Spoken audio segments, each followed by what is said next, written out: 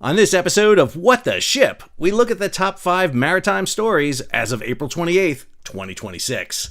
I'm your host, Sal Mercogliano. Welcome to today's episode. So typically on What's Going On with Shipping, we look at what is happening regarding global shipping around the world. However, since February 28th, we've been kind of laser focused on what's happening in the Persian Gulf, Strait of Hormuz, and out in the Arabian Sea, to the detriment of covering everything else we need to cover. But as a one-person show, it's always kind of hard to balance everything. What the Ship looks at top 5 maritime stories. We've been doing it for quite a while. Time for one today because there are a lot of stories out there that we just haven't covered. Plus, we need to take a look at things beyond just the confines of that conflict. If you're new to the channel, hey, take a moment, subscribe to the channel and hit the bell so you alert about new videos as they come out. Now, if you want to get the information about the Strait of Hormuz, let me recommend a couple of videos we just did over the past week. First, we do a weekly recap. We started that on week 3 of the conflict, and we've been doing them ever since, usually dropping right around Saturday or Sunday. So that video gives you kind of the entire week synopsis, what has been happening. Next, I did a video that evaluated the effectiveness of the two competing blockades, the Iranian blockade versus the US blockade. And then this week I did a video talking about the logistics war, how the US is supporting their massive fleet of 3 aircraft carriers, an amphibious ready group, and attached vessels out in the Red Sea and the Arabian Sea. So I'll have the links for you above there for each of those videos and in the show notes, so feel free to hop over there and take a look at them. But this week we're going to look at 5 top stories. So the first story deals a little bit with what's happening in the Persian Gulf, but it deals with freedom of the seas, and it's going to take us to New York and London, to the United Nations and the International Maritime Organization. Friend of the show, Richard Mead over at Lloyd's List, has this story: Accusations fly as states clash at UN over freedom of navigation. Now, on Monday, there was a debate on the UN discussing the larger geopolitical divisions over maritime security.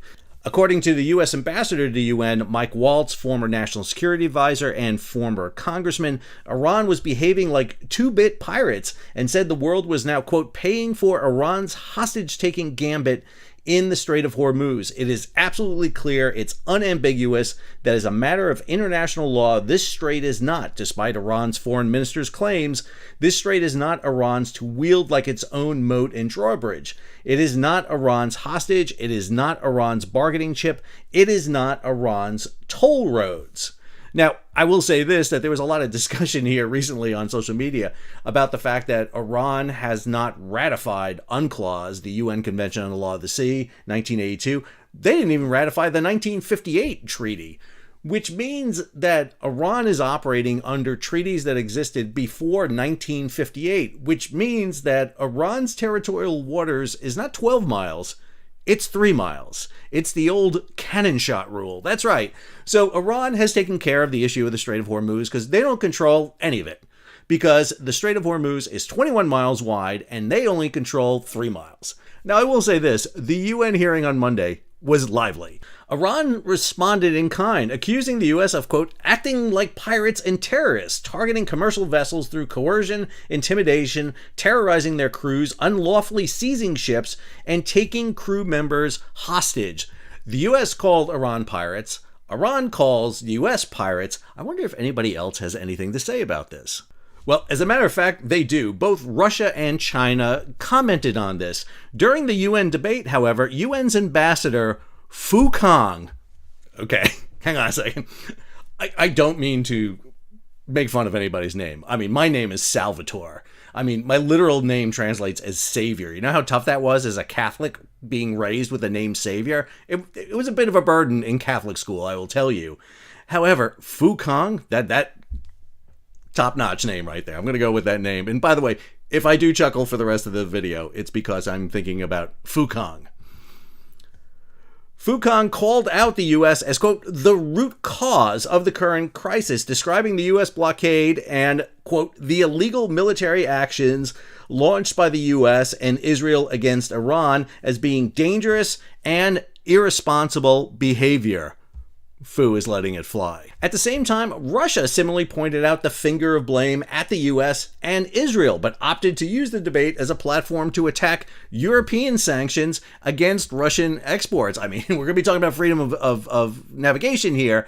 Russia is making the argument, listen, you've put a lot of sanctions on us recently, and this is going to affect us. The Russian ambassador adding about European sanctions against Russian exports, it's merely a fig leaf to hide the fact that the EU is engaged in outright banditry at sea. Banditry at sea. Excellent use of phrase right there. I thought piracy was good, but banditry at sea, I like that too. Going on, actions by the EU countries that trample upon the norms of international maritime law could trigger a domino effect, putting on hold the entire global maritime trade system. Adding that the engagement of NATO naval forces for the detention of vessels leading directly to military escalation. All right, we got the US, we got Iran, we got China, we have Russia. I mean, who else can we bring into this? Hang on. The debate also exposed wider geopolitical divisions over maritime security as China denounced remarks by Japan and the EU about the South China Sea. Japan's vice foreign minister told the council meeting on maritime security that Tokyo was seriously concerned about the situation in the East China and South China Sea and reiterated Japan's opposition to any attempt to change the status quo by force and obstruction of freedom of navigation and overflight. All right, well, we got everybody now. We got the US, we got Iran, we got China, we've got Russia, we got Japan. I mean, who else could we drag into this fight? Here we go. Several maritime and trading nations underscore that the crisis carried consequences far beyond the Strait of Hormuz. The map of global insecurity is being increasingly drawn at sea, said Liberia's representative, also adding that the growing interference with commercial shipping is not incidental, it is strategic. Echoing many other speakers, he said, quote, that it is dangerous when stability is negotiable, the smallest economies pay the highest price. According to the UK minister, freedom of navigation must be restored in line with international law. Shipping and seafarers must not be used as leverage, and there's no place for tolls or permissions in international straits. Freedom of navigation means navigation must be free. Okay, so we throw in the UK and Liberia into this. Now, Liberia is important, believe it or not, because it is actually the largest ship registry in the world. And I actually had an opportunity to go visit the Liberian ship registry. Nope, I did not fly to Monrovia in West Africa. I went up to just outside Dulles Airport in Washington, D.C., because that's where the Liberian registry is located. Fantastic people. They hosted me. It was a great time. I learned so much about the Liberian ship registry. Now, if you want a little bit more discussion on freedom of navigation, last week, Lloyd's did a series of podcasts, 2 of them, on this. The first one included myself. Why does Lloyd's want to use the worst picture of me ever used? I know this photo comes from my university, and that's the kind of the image they use, but I could have sent them a better picture than that. I mean, seriously. I mean, next time Lloyd's, just call me. It's actually a 2-part episode, so you'll have some very interesting people I follow all the time. Ami Daniels from over at Windward. Bridget Dykin was on there. My good buddy Charlie Brown is on there. So it was a good cast of characters on there. But one of the interesting things about freedom of navigation that has come up has to do with the nation of Indonesia, because there was a reference earlier this week about Indonesia maybe putting a toll on the Malacca Straits. They get clarification here in this story from Lloyd's List. Indonesia says it has no plans to toll Malacca Strait. The Southeast Asian country reassures the world that it will remain free to transit the Strait of Malacca.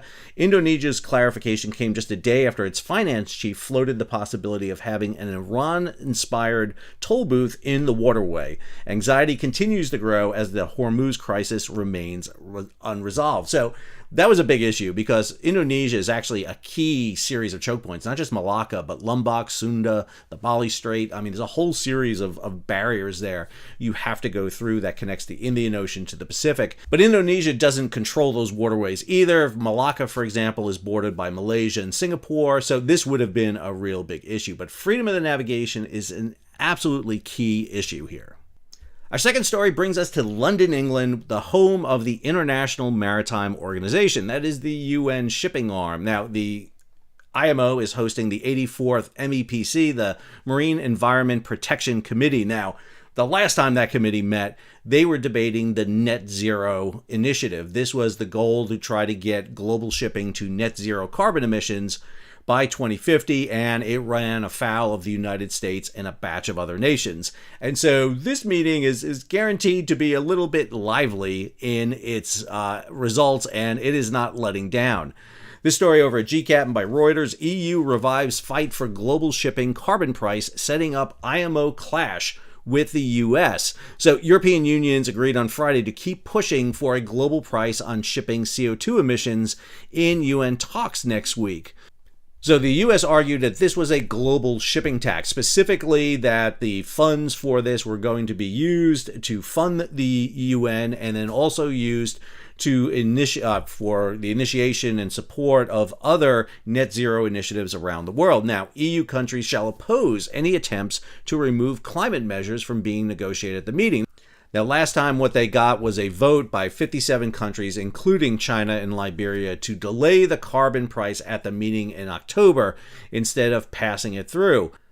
Now, a coalition of the world's top 3 ship registries, this is Liberia, Panama, the Marshall Islands, along with Bahri, this massive oil tanker company out of Saudi Arabia, are urging IMO members to consider alternatives to the original carbon pricing plan when they meet next week. Now, as I noted before, Brussels is ordering its delegation to defend the net zero framework. The question is, does Cyprus, Malta, and Greece fall in line? One of the criticisms of this MEPC is that it's being dominated by politicians and not shipping experts. That's according to the Intercargo chairman, John Zealis, who questioned whether the goal of the net zero framework really was to decarbonize shipping. So the U.S. is taking this issue head on. Instead of shying away from the IMO, they are sending not just their normal delegation, but they are reinforcing it. This is some of those politicians that was mentioned in the previous story. Mike Schuller writes this story: the chair of the Federal Maritime Commission has joined the U.S. delegation to high-stakes climate talks at the UN's International Maritime Organization. In a statement Monday, FMC chairperson Laura DiBello said she joined the U.S. delegation to reinforce U.S. opposition to the proposed net zero framework, describing the plan as, quote, unnecessary tax on U.S. shippers and vessels operating in international waters. She explicitly cited FMC authority under 46 U.S. Code 42106 and 42107 concerning unfavorable shipping conditions. The FMC is invested in the protection of U.S. cargo and closely monitoring regulations or practices of foreign governments that could result in conditions unfavorable to shipping in the foreign trade of the United States. Now, Chairperson DiBello is citing actions that have been concurrent with the passage of the Ocean Shipping Reform Act back in 2022, where we saw more action being taken by the Federal Maritime Commission to protect Americans from unfair international trade. She goes on to say that the proposal would have anti-competitive and inflationary effects on the global economy and warn costs would ultimately be passed to U.S. consumers. Now, we're going to be following what happens in the IMO. The difference here is last time around, the U.S. was running a high thanks to brokering the ceasefire deal between Israel and Hamas in Gaza. Right now, everybody's not very keen on the United States because of the conflict in the Persian Gulf between U.S., Israel, and Iran. Now, IMO had one other issue that they cited here, which I think is really important. The IMO issues due diligence guidance to counter false flag explosion. They're checking existing databases to corroborate information, says IMO. Third-party registers should be established through clear contracts to prevent fake flags, and nearly 40 member states have seen cases of their flags being fraudulently used without prior consent. The story goes on that several members had notified the IMO of fake flag registries being run in their name. For example, Netherlands informed the IMO of false registries in St. Martin, Aruba, and Curacao. Other nations also noted this in January. Madagascar, Zimbabwe, Botswana, Guinea, Mali, all of them have identified false registries using their name. Now, it's not that hard to check this. There are databases out there you can do it, but there should be a centralized database run either through the IMO or contracted through the IMO to operate this. Plus, ship registries should be available to people to query. So, for example, a national registry should be able to answer a question 24/7. Same thing, some of the registries are run by corporations. Liberia, Marshall Islands are run by companies. Those should be accessible 24/7 to query to find out. This is one of the reasons that the United States and the EU have been boarding as many ships as they had, because they're stateless vessels. They're flying false flags.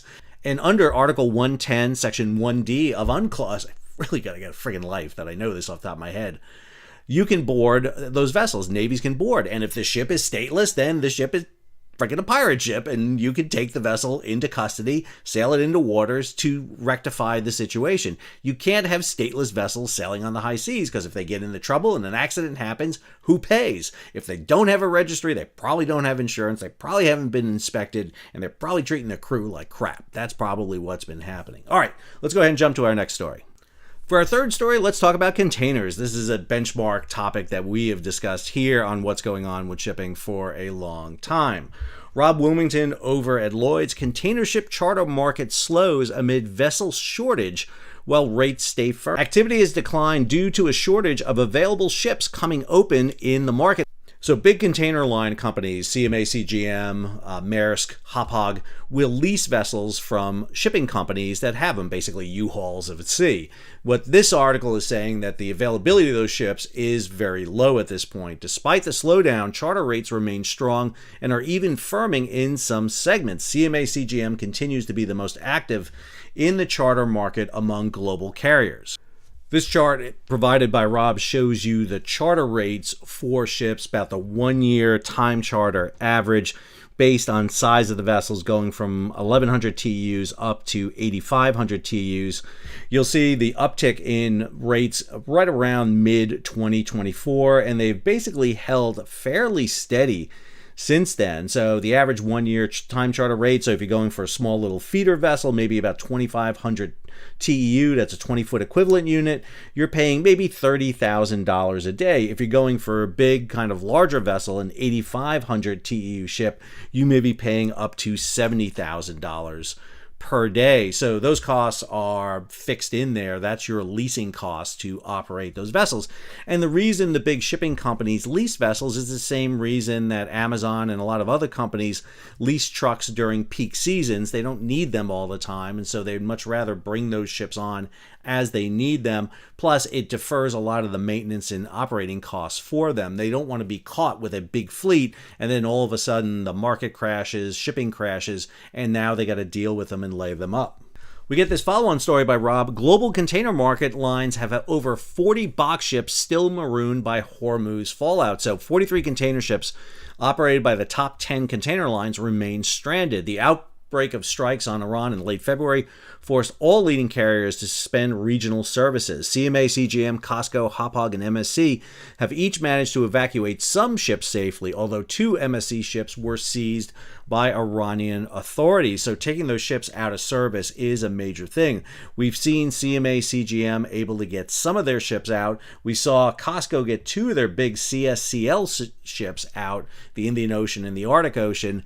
MSC got some out, but 2 of them got nabbed on the way out. Let's take a look at Drewry's and the index here for shipping, and what are we seeing in regards to prices. This is Drewry's World Container Index. This is a compiling of all rates from around the world. You really don't book anything on this rate. It's just taking together all the rates.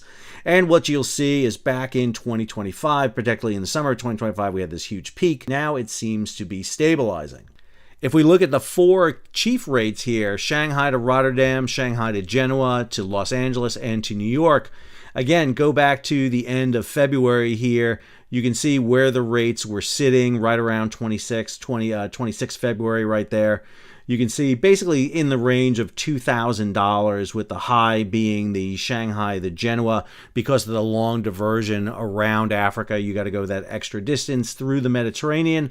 But now the rates are sitting there kind of coming down a bit, but still higher than they were at the beginning of Hormuz, but nowhere near where we saw the rates back in mid-2025. One of the interesting metrics put out is by Sea Intelligence. They published this. They're what's called their Global Liner Performance Report. Specifically, this is looking at global schedule reliability. Now, this goes back to 2021. If you go prior to 2020, reliability was running right around 70-80%. In other words, if you booked your cargo, you had a 70-80% that cargo was going to arrive on time as booked.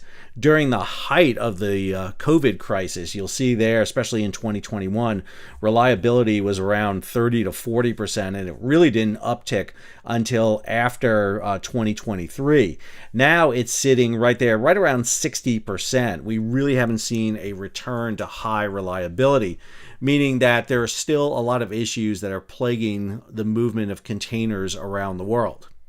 Next, I want to look at Dakar and their global shipping report. This is the numbers for March, U.S. container imports, and they continue to climb as the global supply chain pressure mounts. So this chart shows you the import volume as per 20-foot equivalent units.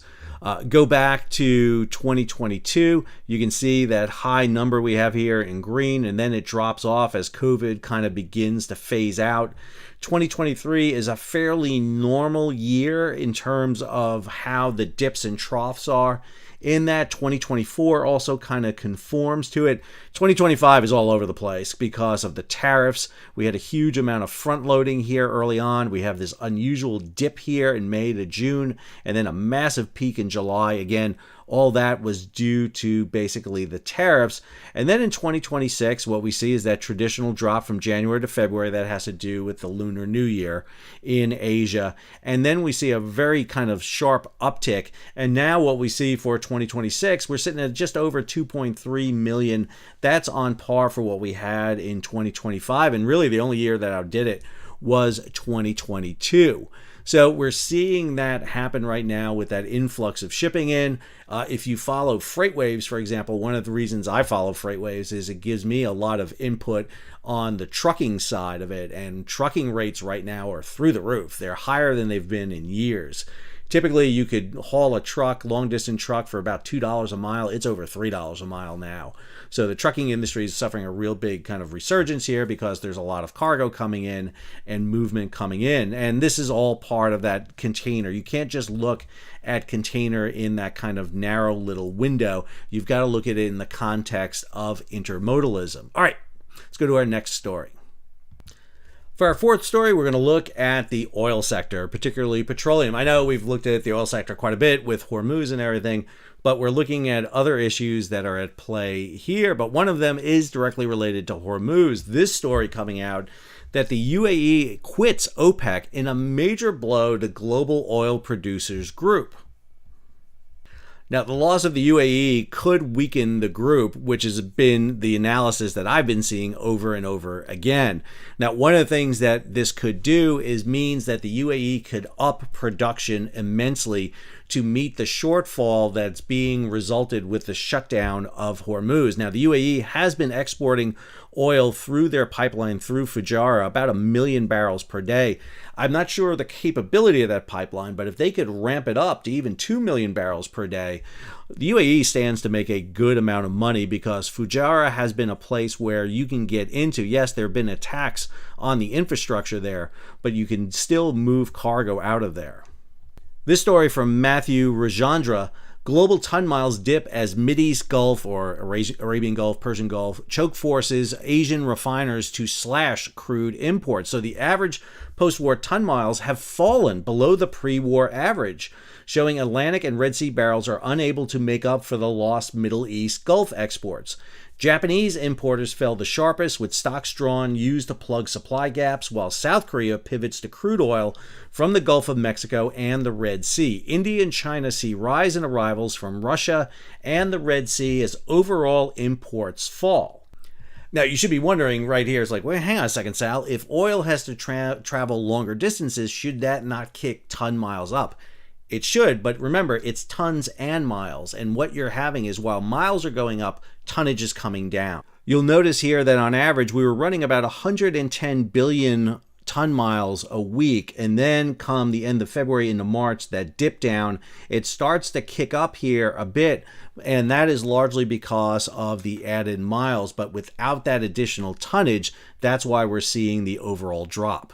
Now, the other impact we're seeing is noted by Sam Chambers over at Splash 24/7. Tanker markets tip into oversupply with ballast surge. With the Strait of Hormuz closed for 60 days, the initial freight spike driven by risk premium and trade inefficiency has given way as there simply are not enough cargoes to go around. According to Sentosa shipbrokers, very large crude carriers, VLCCs, are running approximately 55% ballast, while Suezmaxes, these are the largest ships that can go through the Suez Canal, and the smaller size below them, Aframaxes, are sitting at 51%. The simultaneous crossing of the 50% threshold across all three segments is highly unusual. It goes on here, crude tanker markets have begun adopting the Hormuz closure, with Saudi exports rerouted via Yanbu averaging about 3.6 million barrels per day in recent weeks, and Emirati exports from Fujairah rising by some 400,000 barrels per day over the past 2 months. But these rerouting efforts are running into their own constraints, as Iranian attack on a pumping station 2 weeks ago raised doubts about whether Yanbu can sustain higher export volumes, while Iraqi flows via the northern pipeline, the Sian, remain stuck at around 250,000 barrels per day against a 600,000 barrel per day capacity. All right, wait a minute, Sal. Shouldn't ships be 50% full, 50% empty all the time? No. And the reason is this. Tankers will typically go into port, load, sail, and then sit for a while before offloading. So they tend to be more full than empty. What we're running into is ships are waiting to load. For example, the anchorage off Yanbu is huge, and so you've got ships waiting there. We've got ships sailing longer distances. For example, the Kunga line running to the United States. That's a long line. When the ships are arriving off Houston and off Beaumont and Galveston, they got to wait. So this is creating ships in ballast more than loaded, and that's the problem that Sam Chambers so aptly notes in his story there from Splash 24/7. And then we have this element in the petroleum oil market, gas market, and this story from Malt Humford over at G Captain. Russia-linked LNG carriers head north after reflagging, signaling the Arctic fleet expansion. Vessel tracking shows Cosmos and Mercury streaming north off the coast of Portugal, while Luke and Orion are followed currently off West Africa. In recent days, Luke started signaling Murmansk at the intended destination. So we talked about this not too long ago. Russian LNG is coming out of the Arctic and it's supplying Europe, and that is a very short distance for them to go. And that's going to be a problem because come 1 January 2027, the European Union is saying it's cutting itself off from Russian LNG. We'll see if that happens. But if Russia's got to take its LNG now and run it the Arctic route over to Asia, that's a longer distance. Again, ton miles. And what we'll see is longer miles but less tonnage. What Russia needs to do is increase its tonnage. And so what are they doing? They're buying liquefied natural gas carriers, the 4 vessels in question here. At the same time, the U.S. is not letting things slide past them. This story by Mike Schuller, Golden Pass ships first LNG cargo, launching major new U.S. export supply. So Golden Pass LNG, this is a joint venture between Qatar Energy and ExxonMobil, announced Wednesday the safe loading and departure of the inaugural cargo from Sabine Pass, Texas.